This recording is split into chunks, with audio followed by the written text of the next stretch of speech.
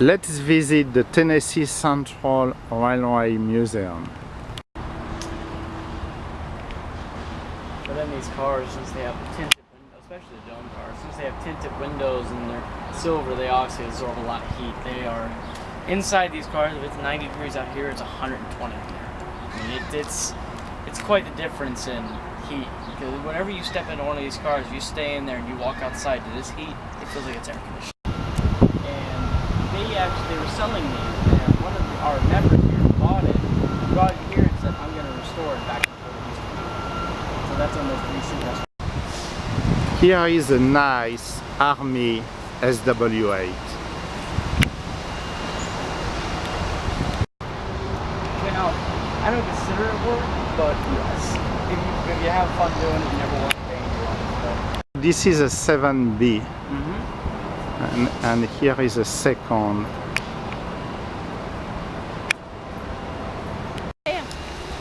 But anyway, with the gearing mechanism, whenever you pull this up, it pushes a gear forward that pushes this pole out and thus moves the rail. Nowadays they have a more motorized dispatcher.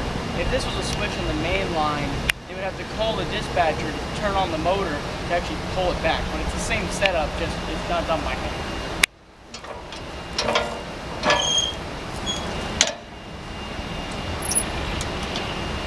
Thank you, Andrew. This is a switcher that has been built by Westlaco in 1939. Switchers made, of course, that was the SW8 over there. So this is a SW1 switcher. Built in 1939 by EMD.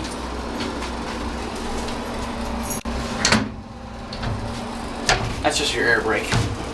It's amazing this is actually still free moving, but since there's no air pressure in the engine, it doesn't do anything. This would be your horn cord if you had a horn hooked up to it. This is actually a manual valve.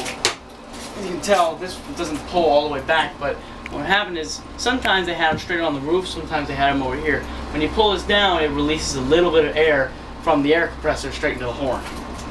Nowadays they have a solenoid valve, it's just a button and it releases all the air at once. You can't change the sound by doing certain bells of the horn at a time, it just does it all at once. This is one of the air brakes right here. It's actually, I think this is actually to use. This is so early of a model that these controls are completely different than what would be in that other engine out there.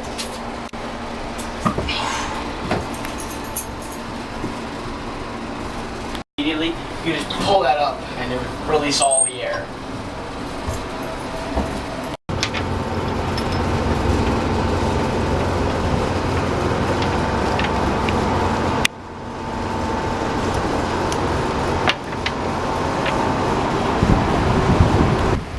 And this is the final view of the Tennessee Museum.